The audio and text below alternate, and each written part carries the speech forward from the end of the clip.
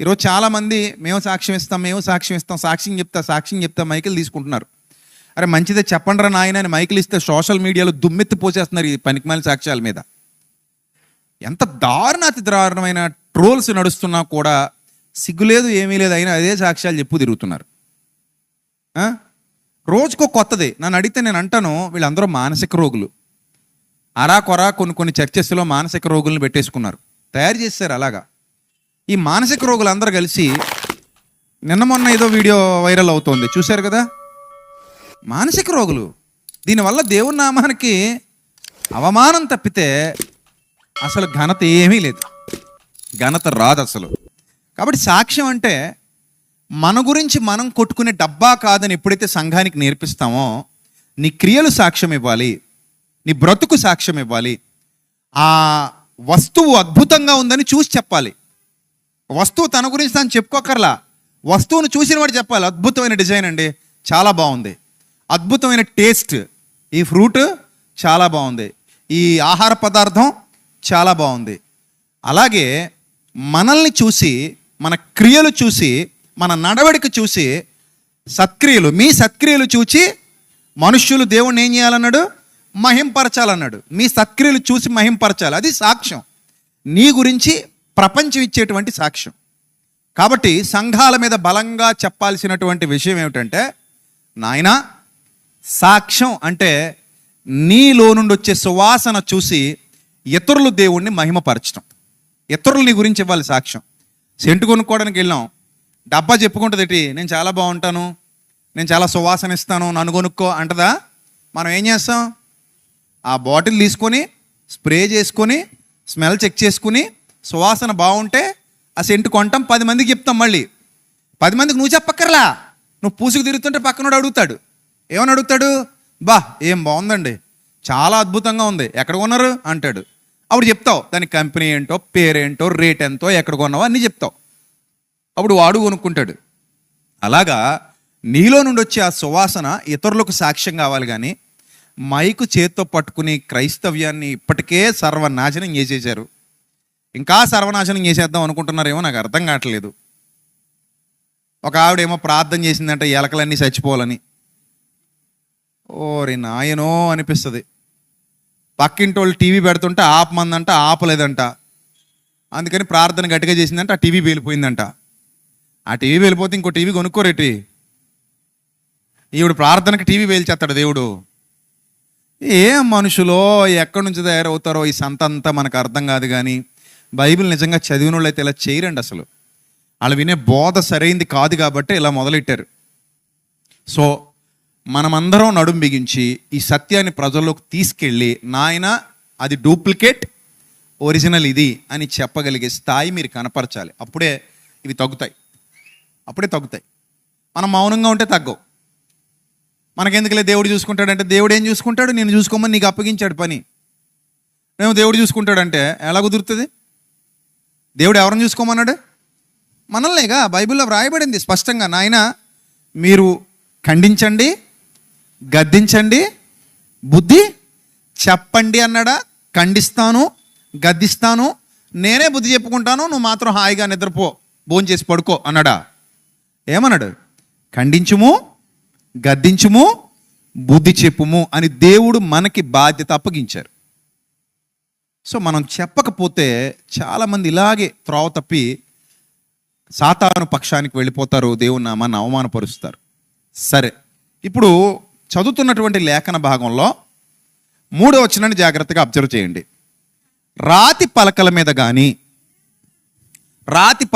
కానీ నెక్స్ట్ సిరాతో కానీ వ్రాయబడక, చూడండి, మెత్తని హృదయములు అను పలకల మీద. బా ఎంత మంచి మాట.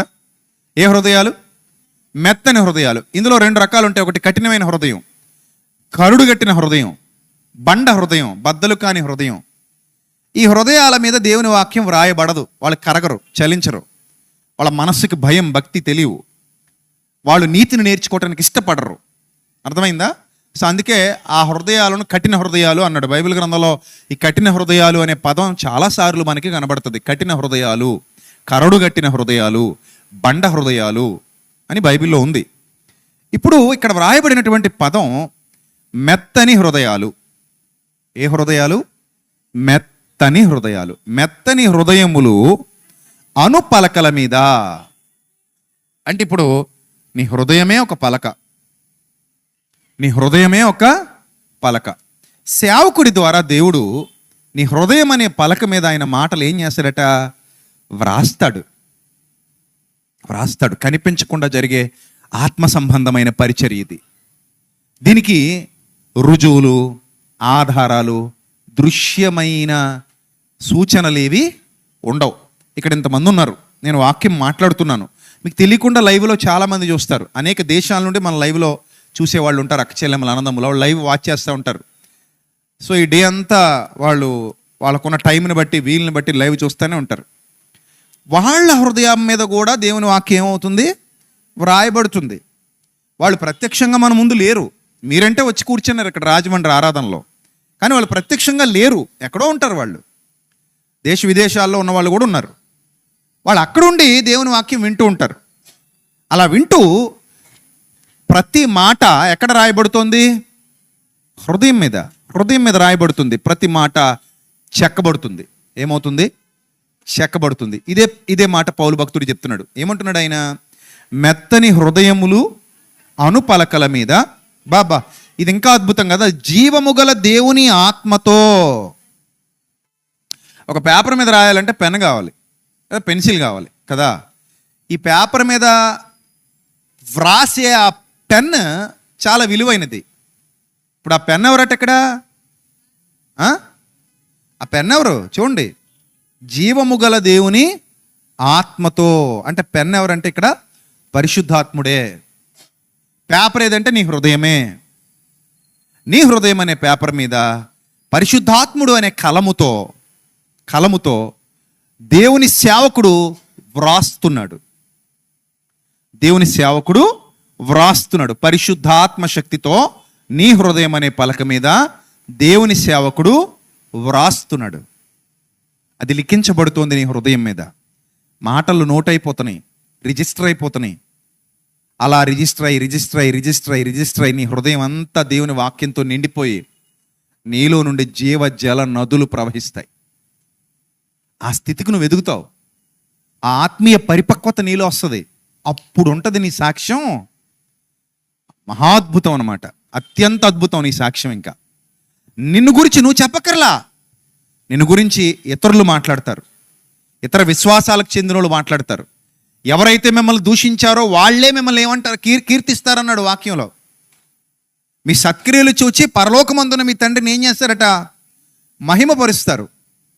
అలాగా నీలో నుండి బయటకు వెళుతోన్న క్రీస్తు పరిమళం, నీలో నుండి బయటకు వెదజల్లబడుతున్న క్రీస్తు సుగంధం అనేకుల హృదయాలను తాకుతుంది. వాళ్ళ మనసును తట్టి నిద్రలేపుతుంది. వాళ్ళ జీవితాలను ఆలోచింపజేస్తుంది. తద్వారా వెలుగుమయమైన కాంతివంతమైన జీవితాన్ని నీకు అనుగ్రహిస్తుంది. అలా మార్పు చెందడమే క్రైస్తవ భక్తి జీవిత లక్ష్యం. క్రైస్తవ భక్తి జీవిత లక్ష్యం, సాక్ష్యం ఏమిటంటే ఆ స్థితిలోనికి మార్పు చెందటం, ఆ స్థాయికి ఎదగటం, ఆ స్థాయిలో నిన్ను నువ్వు కనపరుచుకోవటం. అది కావాల్సింది. సాక్ష్యం మన నోట్లోంచి మనం కొట్టుకునే డబ్బా కాదు. బయట ప్రజలు జక్కైని చూసి ఇస్తున్నారు సాక్ష్యం.